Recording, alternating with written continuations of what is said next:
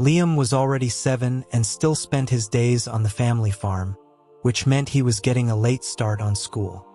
Their house was in a small township at the edge of the county, where every family worked a plot of land or a fishing pond. It wasn't uncommon for kids like him to be 8 or 9 before they finally went to the city school. For years, they were just wild things, running shirtless through the cornfields and around the murky ponds. The town's little preschool couldn't hold them. The Miller family was a bit different from their neighbors. They'd been diligent about family planning, mostly because money was tight. One son, Liam, was all they could afford. As the new year settled in, his mother, Tanya, started scheming about how to get him into the school in the city. His father, Rick, was less enthusiastic. The corn would need harvesting after September. He brought a basin of warm water to the edge of the bed for Tanya's feet, mentioning that Liam was a real help in the fields. Tanya wasn't swayed. She felt he was more trouble than he was worth, more hyperactive than a stray dog. Rick reminded her that she had to make her weekly produce deliveries to the city anyway, and Liam was useful then. Tanya fell silent. She pulled her reddened feet from the water, dried them, and climbed into bed. Rick used the leftover water for his own feet, waiting until it was cold before carrying it out to the yard to dump. On his way back, he passed Liam's room and peeked inside. The boy was still up, engrossed in a comic book. Liam saw his father's shadow in the doorway and froze, the comic book held awkwardly in his hands. Rick's face was a stony mask as he asked if his son ever planned on sleeping. Liam nodded quickly, carefully setting aside the copy of Calvin and Hobbes he'd rented with a week's allowance. He promised he was going to sleep right now. Rick grunted, telling him that if his mother caught him, she'd rip that book to shreds. Liam didn't dare argue. He pulled the blanket over his head and pretended to be asleep until he heard his father walk away. Then he cautiously emerged and, after a moment's thought, slid the comic book safely beneath his pillow. Tanya was up before the sun the next morning. Saturdays were no day of rest for her. Fresh vegetables had to be picked for delivery. Liam knew the routine, so the sounds from outside roused him from his sleep. He dragged himself out of bed. When Tanya entered his room, she found him half asleep, pulling a thin sweater over his head. She stopped him, pulling a thicker one from his drawer. She warned him about the late spring chill, how it could bite right through you. Liam just mumbled an okay and obediently changed, then went to brush his teeth. The water for washing wasn't hot yet, but he was too impatient to wait. He used the cold tap, the icy shock of it on his face making him gasp. He shivered his way through it and hurried back inside to wait for breakfast. Tanya asked him what the big rush was, chiding that he'd get frostbite on his face before spring truly arrived. While eating his oatmeal, Liam mumbled that he wouldn't. Tanya went to get her own tub of Nivea cream and rubbed a little onto her son's cheeks. Once they were ready, Tanya handed half of the heavy vegetable crates to Liam. A bus ran from their town to the city, $3 a person. Cut into her profits, but the deliveries were still worth it. She told Liam not to fall asleep on the bus and crush the asparagus. After they arrived, she bought a small bag of Tootsie Rolls and tucked it into his jacket pocket, telling him to have one if he got bored. Tanya led the way across the street, heading north toward the city's largest community arts center. She instructed him not to wander off once they were inside. Liam, with a candy dissolving on his tongue, smiled and assured her he understood. The arts center was a hive of activity on a weekend. For a boy who had spent his life running through mud, the place was a marvel. Tanya had somehow managed to become the produce supplier for several of the instructors there. Liam followed her up and down stairs until his head spun. On the second floor was a dance studio. While Tanya went inside with a delivery, Liam waited in the hall. He was tall for his age and could see through the large window without standing on his toes. The room was filled with girls, all younger than him, practicing a routine from the musical Oklahoma. The two lead dancers wore bright calico dresses and cowboy hats, their skirts flaring like blossoms as they twirled. The dance instructor clapped her hands, shouting the rhythm, 1, 2, 3. She told one girl her turn was wrong, that she needed to bend more at the waist. The teacher seemed dissatisfied with both of them, yelling at them to open their arms and use their legs, asking what kind of turns those were. Liam was so captivated he didn't notice when his mother came back out. The candy stuck to his teeth made a soft clicking sound. Tanya tapped him on the head, asking what he was looking at. He snapped out of his trance, a little embarrassed. Tanya glanced into the studio and remarked on how hard those girls worked, learning to dance at such a young age. A question formed in Liam's mind. He wondered aloud who worked harder, him or them.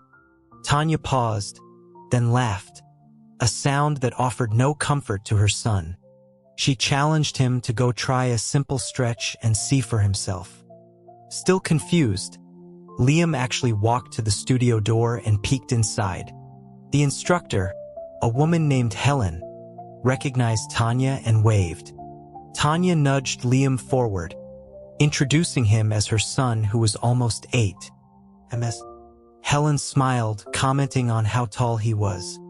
Liam had never seen anyone so graceful. Her skin was pale and she had the posture of a dancer, even in her warm-up clothes. She looked like a storybook princess. He blushed and tried to hide behind his mother, but Tanya pulled him out, reminding him that he'd wanted to try stretching. He stammered that he didn't want to anymore. Helen, however, didn't seem to mind. She asked if he wanted to learn to dance, suggesting he try a few stretches. Liam had no idea what that really meant.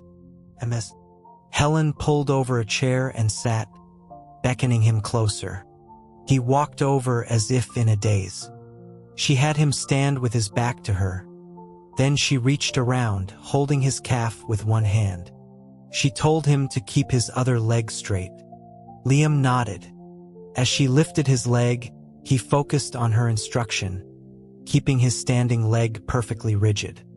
The pain only registered when his raised leg was almost to his shoulder. But he'd been taught that boys don't cry, so he bit his lip and held his breath, silent even when his toes went past his own head. Helen was surprised. She had him switch legs and repeated the stretch. After she was done, she couldn't help but ask if it hurt. Liam thought for a moment before honestly admitting that it did. She chuckled, wondering why he hadn't said anything. He just scratched his head, saying it wasn't that bad, that he could handle it. Helen gave him another look, then took his hand and led him back to his mother, who had been watching from the doorway with an unusually serious expression. Liam didn't know what the teacher and his mother discussed. He was still fascinated by the girls in the studio, who were now practicing their spins. One of them noticed him watching, pouted, and moved to the far side of the room. He watched them dance tirelessly until Tanya came to get him. On the way home, his mother bought him more candy but was quiet on the bus, lost in thought. As soon as the bus started moving, she took out a small ledger and began calculating, her brow furrowed. Liam didn't dare disturb her, his legs swinging with the bumpy rhythm of the ride. Tanya looked up at him and suddenly asked if he wanted to learn how to dance. Liam, candy in his mouth, just said, "Huh?" Tanya tapped her ledger with her pen, explaining that it would mean coming to the dance studio every weekend, just like today. Liam asked cautiously if he would have to do those stretches every week. Tanya's voice was cool as she informed him that if he started dancing, he'd have to do them every day. Liam's teeth clamped down on his Tootsie Roll. He never gave his mother a direct answer. When he got back, the first thing he did was return the rented copy of Calvin and Hobbes. He carefully counted the deposit money he got back. The owner of the small lending library was an old man named Sal who smoked a corncob pipe and wore a pair of ancient, slipping glasses. He asked if Liam wanted to borrow another book. He knew most of the kids in town. Liam carefully put the money in his pocket and told him that he wouldn't be borrowing books anymore. The old man raised an eyebrow, asking if his mother had finally caught him. Liam shook his head and explained that he was going to learn how to dance. Sal choked on a puff of smoke, his yellowed teeth showing as he laughed, saying that dancing was for girls. Liam didn't like that. The old man looked him over again and told him to wait a second. Liam waited as Sal disappeared into the back, the sounds of rummaging filling the small shop. He returned, stooped over, and pressed a book into Liam's hand, telling him he could have it. It was an old, tattered book, the cover long gone. Inside, there weren't many words, mostly just simple line drawings of figures in various ballet poses. Sal tapped his pipe on the counter and told him to take it and have a look, since he was so keen on learning. With candy and money in his pocket, Liam walked home to find the yard gate open. Tanya and Rick were talking. His father was smoking, a look of disapproval on his face. Liam craned his neck to see but didn't dare go inside. He turned and ran back toward the fields. In late spring, the countryside was alive with activity. His friend Cody was out with a hoe tied around his waist, using a shovel to dig and plant seeds. It was old-fashioned work. Most adults use seed drills now, but the kids still did things by hand. Liam shouted for him, asking where his sister Haley was. Cody straightened up, bundled in so many layers against the cold he looked like a ball. He asked what Liam was eating. Liam ran over, offering him a Tootsie Roll. Cody accepted happily, asking if he'd been to the city, since that was the only time Liam ever had candy. Liam nodded and asked again about his sister. Cody said she was in the city too, taking some art class he didn't understand. He couldn't see why she'd trade their freedom for that kind of torture. Liam was too embarrassed to admit he also wanted to learn something. He didn't want Cody to think he was looking for trouble too. Cody suggested they go look for eggs, but Liam said the older boys, like Trevor, always bullied him. Cody threw an arm around his shoulder, promising to protect him. They'd make it a competition. If their team won, Trevor's new phone would be his for the rest of the school term. Liam didn't care much about phones. Comic books were enough for him. But Cody and the others, who were 3 or 4 years older, coveted Trevor's phone like it was treasure. For the egg hunt, which was really just a dare to see who could raid the most nests from a nearby farm, Liam was made the referee due to his age. He sat on a tree stump at the edge of the woods, 2 empty sacks in front of him. For the sake of a phone, Cody was ruthless. He'd even snatch eggs from under a brooding hen. Liam could hear frantic squawking from the woods. A moment later, Cody came sprinting out, his jacket bulging with eggs. Right behind him was a huge rooster with iridescent tail feathers, its wingspan as wide as a child. It let out a crow that sounded like thunder, leaping up to peck at Cody's head.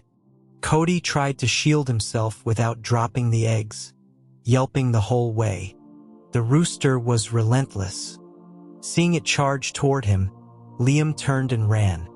Cody yelled from behind, asking what the hell he was running from. Liam shouted back that the rooster was chasing them. Cody, exasperated, yelled that he couldn't possibly be afraid of a chicken. Liam retorted, asking why he was running then. In the end, Cody didn't give the eggs back. The rooster, perhaps forgetting about the eggs, seemed to simply enjoy the power trip, strutting around them for half an hour. It followed Cody everywhere, taking occasional pecks at his head. Liam thought that losing so much hair for a phone was a poor trade, but he kept the thought to himself. When Trevor emerged, even he was startled by the rooster. He joked that since it was so attached to Cody, he might as well keep it. Cody, happily clutching his new phone, said he'd sooner cook it and asked Liam if he wanted some. Liam replied that his dad said you couldn't eat wild animals because they were protected. Cody just clicked his tongue. He found a pliable willow branch and tied it around the rooster's neck. The bird pecked at it a few times, and when it didn't come off, simply ignored it and started marching behind Cody. Cody announced he would take it home for Haley to raise. The bag of eggs he'd won, he gave to Liam, telling him he'd come over for dinner. By the time the group broke up, it was just Cody, Trevor, Liam, and the rooster. They hitched a ride on a tractor back toward their houses. As evening fell, the wind picked up, kicking up dust from the dirt road. Liam looked down at his clean, thick sweater and winced, imagining his mother's face. The rooster eventually got too cold to even crow. Liam held it in his lap while Cody and Trevor huddled on either side of him. When they reached their neighborhood, Rick was already out looking for them. Liam, holding a rooster and covered in dirt, timidly called out to his dad. Rick took one look at the three boys and sighed, too tired to even scold them. At home, Liam bathed first. The rooster had it better. There was an old food trough in the yard, and Tanya filled it with some feed. After patching up a small fence, the rooster ate its fill and settled down on a pile of dry straw to nap. When Liam came out, Trevor and Cody were already in clean clothes, sitting in his living room waiting for Rick to fry them eggs. Tanya came in after feeding the rooster and started lecturing them about their springtime antics. Cody, to his CR, took the blame, saying it was his and Trevor's idea to play, and that Liam was just keeping them company. Tanya shot her son a look, and Liam quietly focused on his egg. Just then, Haley arrived. The 7-year-old girl was far more mature than boys her age. She wore a new quilted dress and carried a drawing portfolio. Seeing her brother devouring his food, she wrinkled her nose in disgust. She squeezed in next to Liam, forcing Trevor to move. She arranged her skirt just so and announced that she had finished a painting today. Liam wiped his mouth and asked to see it. This was what she had been waiting for. She carefully presented the canvas. Cody glanced over, unimpressed, and mumbled through a mouthful of egg that she was treating it like some great treasure. Haley and her brother were always at odds. She couldn't stand his crude ways, his perpetually dirty clothes, his terrible grades. Among her small circle of friends from the countryside, Liam was the only one she really liked. She asked him if he thought her painting was pretty. He nodded sincerely, saying it was. That made her happy. Later, after the others had gone, Cody talked about his sister, how he doted on her. The art supplies were so expensive, he complained. He'd have to kill 500 chickens to earn enough to buy them. The mention of chickens seemed to wake the rooster in the yard, which let out a loud crow. Cody clutched his chest, terrified, asking if the bird recognized him and would peck him every time it saw him. Trevor just called him an idiot and told him to eat his egg. Compared to better-off families, the miller's equipment was ancient. Their seed drill was a small, slow, first-generation model. Rick had to make 3 passes over a field that others could cover in 1. Every planting season, Liam would wait at the edge of the field, a small hoe at his waist. If the old machine missed a spot, he would go in and plant the seeds by hand. His shoes would get caked in mud.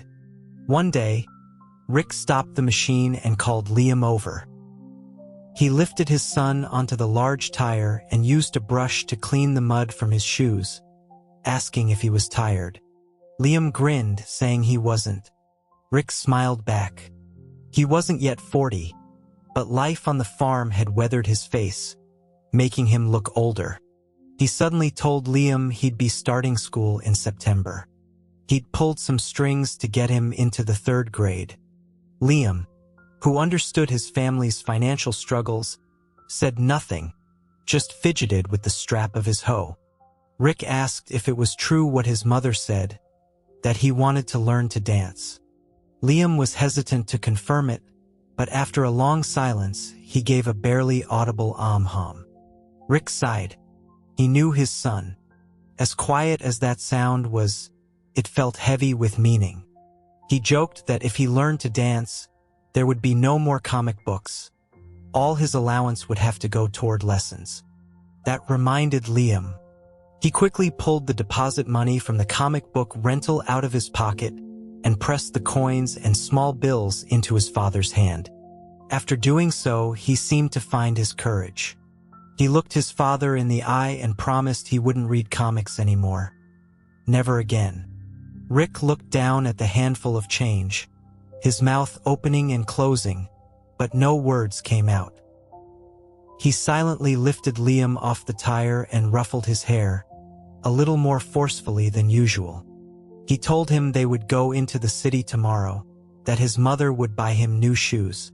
For Liam, 2 trips to the city in 1 week was an extraordinary event. Tanya woke him early again, laying out his nicest clothes, the ones reserved for holidays. She herself chose a fine cashmere coat and carefully applied her makeup.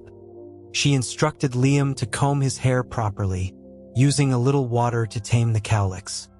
He struggled with it in front of the mirror for a long time. Tanya came in to get her scarf and told him to wear his new sneakers. As he sat on a small stool tying the laces, she knelt down. The long coat bunched around her knees.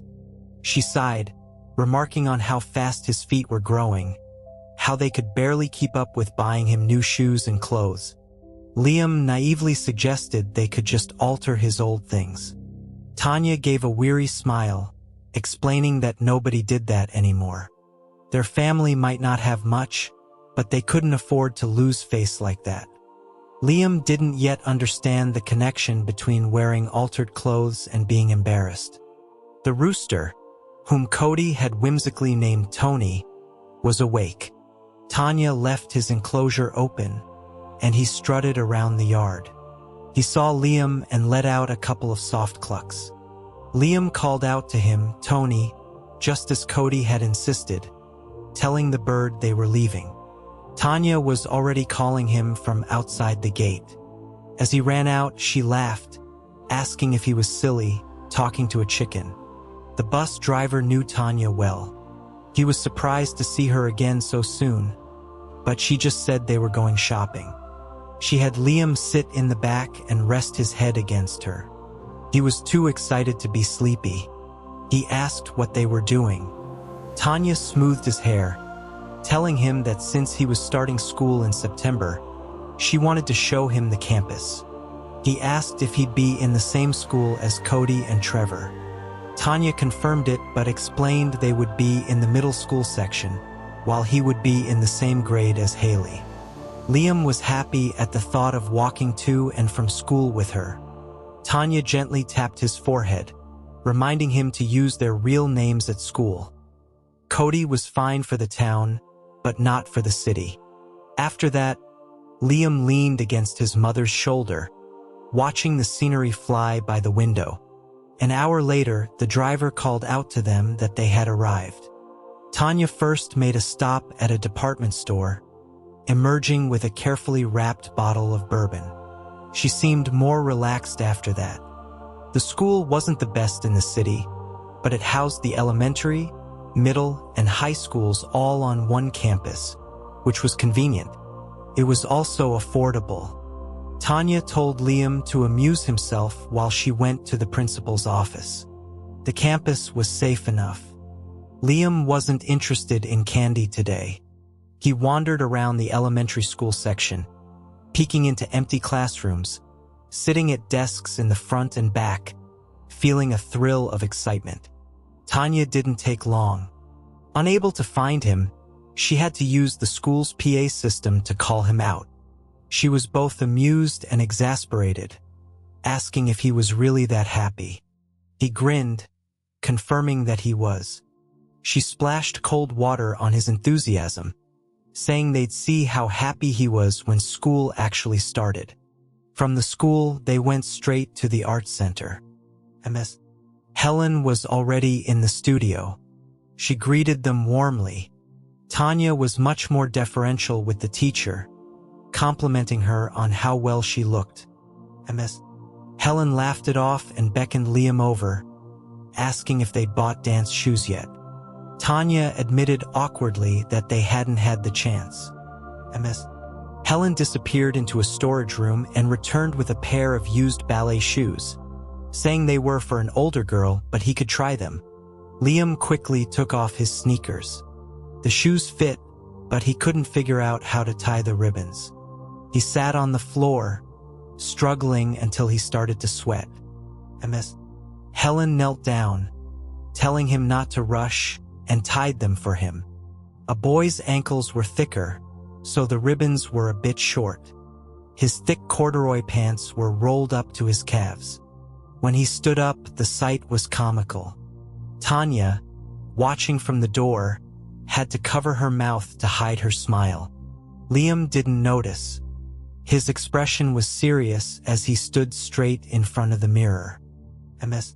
Helen told him they would start with a warm-up, but he shouldn't push himself. She demonstrated a backbend. Liam copied her. She then came behind him, pressing gently on his spine, encouraging him to go lower. His palms touched the floor. She was satisfied. After a few repetitions, she guided him through a forward bend. He felt his shirt ride up, exposing his stomach. Ms. Helen told him not to relax, to push his hips up. He held his breath, face flushing with embarrassment. She saw it and told him not to be shy, that it wouldn't happen once he had proper dance clothes. After the bends, she showed him how to do stretches and splits. He was surprised at how easily he could do a full split. Ms. Helen praised him, telling him to practice every day at home. When he stood up, he felt a sharp discomfort. The pants were too tight, and the split had been more constricting than he'd realized. As he awkwardly changed back into his sneakers, holding a hand over his crotch, Tanya finally let out a laugh. Ms. Helen kindly told him it was normal for boys and that he should wear looser pants next time. She insisted he keep the shoes, suggesting they just replace the ribbons. Tanya accepted her kindness, quietly explaining that boys his age grew so fast. They were constantly needing new shoes. On the bus ride home, Liam fell asleep, clutching the ballet shoes. Tanya woke him when they arrived. His legs were a little sore. Rick had dinner ready when they got home. Tony the rooster strutted around the yard, flapping his wings when he saw them. After dinner, Cody came by to ask Liam to go catch fireflies. Rick waved them off, telling them to go have fun. Tanya sat in the yard with her sewing kit, replacing the old ribbons on the ballet shoes with new satin ones. Rick brought a small brazier of hot coals to warm her feet. He asked if the tuition was paid. She confirmed it was, then asked how much money they had left. He told her not to worry about it, that he would work harder for a good harvest. She sighed, her hands moving deftly but her voice heavy. The money for the lessons was supposed to have been for a new planter. His back would suffer for it in the spring. Rick just said he was a man and could handle it.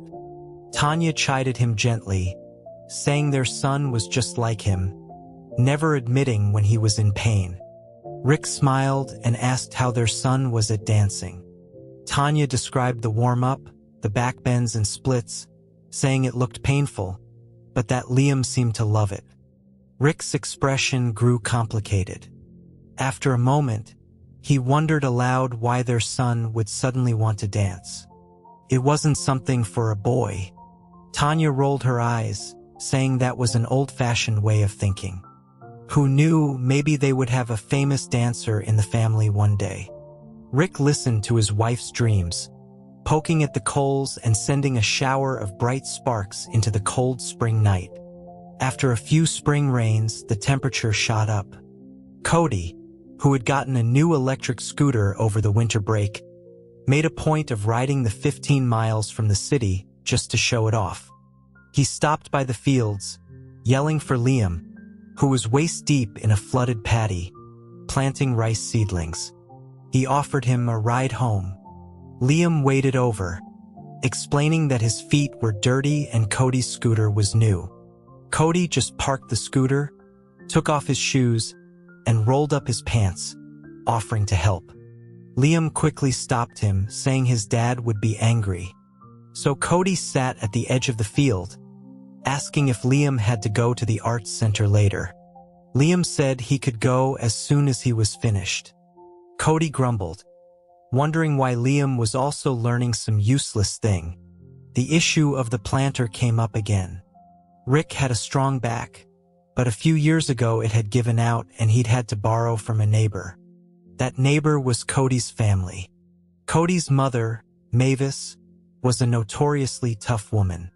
A rift had formed between their families after a disagreement at a weekly poker game involving Trevor's mother, Liz, a city woman who worked as an accountant. Mavis had been bad-mouthing Liz, and Tanya had defended her. Mavis, used to being the alpha, had taken offense. The friendship soured, and the planter was returned. But now, with planting season here again, Mavis couldn't stop thinking about Rick's back. She swallowed her pride and went to the Miller house one afternoon. She found not only Tanya but Liz herself, sitting in the living room drinking tea. After a tense few moments, the three women cleared the air. Mavis offered her large planter, and Liz offered her smaller one. They ended up laughing, the old argument forgotten. Liam arrived home just then, splattered with mud, having hitched a ride on Cody's scooter. He barely had time to greet the women before he grabbed his dance shoes from his room and rushed out again, Tanya calling after him to take some money. He ran through the fields, past the clear irrigation ditches. The old man, Sal, was sitting outside his bookshop and called out for him to slow down. Liam just waved, the sun catching in his hair. He barely made the bus, leaping on as the driver was pulling away. At the dance studio, there were about a dozen girls and only one boy, Liam. He wore an old tank top and shorts that Tanya had altered for him. The hallway was cold, and he ran shivering to the studio. When Ms. Helen introduced him, the girls all gathered around to stare. One whispered that he was so tan. Another said it was because he was a boy. Ms. Helen had him stand at the front for warm-ups. A girl named Chloe approached him and asked if he could do the splits. He nodded and promptly demonstrated a front split. She did a side split and he copied her. Then she helped him with a back stretch, pushing him down until his chest was flat against the floor. All the girls gasped at how flexible he was. They had never seen a boy who was so limber. They told him about the boxing gym next door, which was full of boys who couldn't even touch their toes. They excitedly pulled him to the window of the boxing gym. Inside, a dozen boys stood in 2 rows. "See that one?" A girl whispered, pointing to a boy at the end of the front row. "He looks about your age." Just then, the boy turned his head. Before Liam could get a good look, the girls pushed his head down, whispering that the boy was looking their way, that he looked mean. Back in his own class, the boy, Aiden, was called out by his coach for not paying attention. One of the other boys snickered that he was checking out the little swans next door. The coach made everyone who laughed do squats. In the dance studio, Ms. Helen announced that with a male dancer, they could now attempt pieces from Sleeping Beauty and a famous Chinese ballet, The Moon Reflected in the Second Spring. Liam knew neither, but no one seemed to notice. Chloe called him over to the bar. He followed her movements, trying his best to keep up as MS. Helen called out instructions. After class, while the girls were changing, Liam practiced the new steps. MS. Helen found him on the floor, scribbling in a notebook. He was trying to write down the names of the ballets. She smiled and offered to bring her laptop the next day to show him videos. Chloe came in and asked him to help her clean up. As he was carrying a bucket of water down the hall, the door to the boxing gym opened. Aiden emerged, drenched in sweat. Liam flinched, then managed a timid hello. Aiden frowned, asking who he was. Liam explained he was from the dance class next door. Aiden's dark eyebrows shot up. "A little swan?" he asked. "They make male swans now." Just then, a voice from inside the gym called out, asking who the rich boy was talking to. Aiden's expression hardened. He turned to block Liam from view and shot back a sarcastic remark. Then he looked over his shoulder at Liam, impatiently asking what he was still doing there. Liam scurried away with his bucket. Later, he asked Chloe about the boys. The one who had looked at him, the one with the thick eyebrows, was Aiden Vance. He went to a fancy private school. The other, taller boy was a city boxing champion named Wes. Chloe warned him to stay away from them. That night, Liam returned home exhausted. He told the old man, Sal, at the bookshop about the ballets he was learning.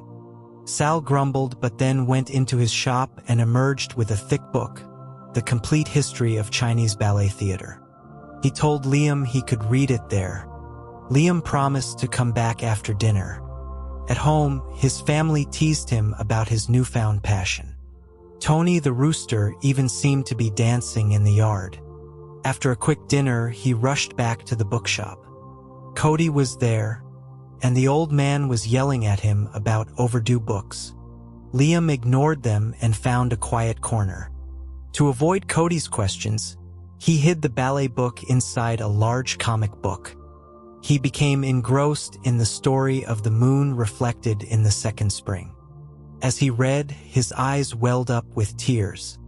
The old man noticed and, without a word, adjusted the lamp to give him better light.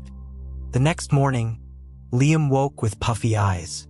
At breakfast, his mother told him that Mavis had lent them her planter, so he wouldn't have to work in the fields.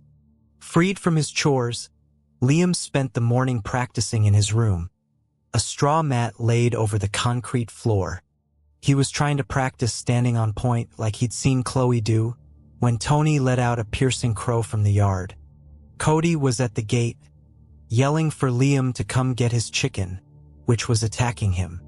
Liam found a small cut on his big toe from his practice, but he ignored it and went to rescue his friend. After bandaging his toe, Liam and Cody went to see the new planter in action. Cody griped about his father's low status in their family hierarchy.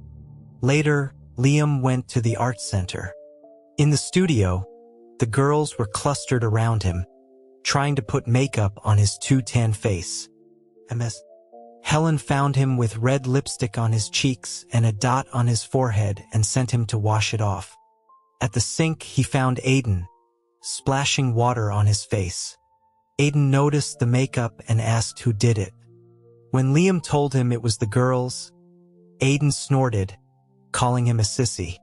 But then, seeing Liam struggle to clean his face without a mirror, Aiden took the makeup remover and cleaned it for him, his touch surprisingly gentle. He took a picture of Liam's smudged face with his phone to show him where he'd missed, then carefully wiped it clean. As they walked back toward their respective studios, Aiden kept glancing at Liam's worn-out ballet shoes. During class MS, Helen began teaching them how to strengthen their feet for point work. She noticed the cut on Liam's toe and told him seriously that his feet were his livelihood now. He had to protect them. She also gave Tanya a list of high-protein foods Liam needed to eat. After class, Liam stayed to clean. He saw Aiden and Wes sparring in the boxing gym. Wes noticed him first and called him Little Swan. Aiden just told him to come over. Wes commented on their unlikely friendship, saying that rich kids don't box and poor kids don't do ballet. But they had it all backward. Aiden retorted that if Liam loved to dance, he should dance. Liam, flustered but earnest, promised that one day he would learn Swan Lake and perform it for them. Tanya, worried about the new diet, ended up asking Liz for help getting a discount on milk from the dairy where her husband worked. Liz readily agreed and arranged it. That evening, Liam brought a container of Tanya's homemade chili to their house as a thank you. On his way home, Trevor, Liz's son, gave him a yogurt cup with fruit at the bottom, a rare treat. The next day, Liam found Sal at the bookshop, who gave him a DVD of a famous all-male production of Swan Lake. He was ecstatic. That evening, he needed to figure out how to borrow Cody's family laptop to watch it. The next morning, Liam found Trevor and Cody waiting for him. Trevor handed him a carton of milk and a hard-boiled egg from his own breakfast, telling him he needed to eat more to grow. They all went down to Cody's family's fishing pond. While the older boys swam, Liam sat with Haley. He asked her if a friend would be happy to receive a carton of milk as a gift. She said it depended on whether the friend already had milk to drink. The question of how to repay Aiden for a shared meal of fried chicken weighed heavily on Liam's mind. He was so distracted that he wandered the fields for days, trying to think of a suitable gift. He was as preoccupied as Cody was about finishing his summer homework, which he was trying to copy from Trevor in exchange for doing chores in Trevor's strawberry patch. One afternoon, Liam was supervising Cody's weeding when Cody threw down his hoe in frustration, complaining about how much of a slave driver Trevor was. Liam just pointed out a patch of weeds Cody had missed, explaining that he did what Trevor said because Trevor would beat him up otherwise.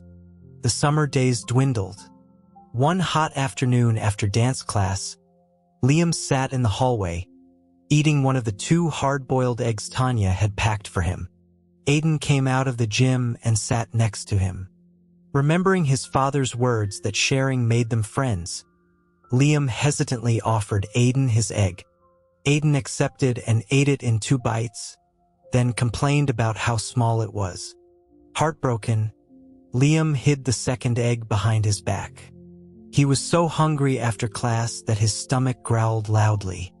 Aiden heard it and was annoyed, asking why he hadn't said he was hungry before giving away his egg.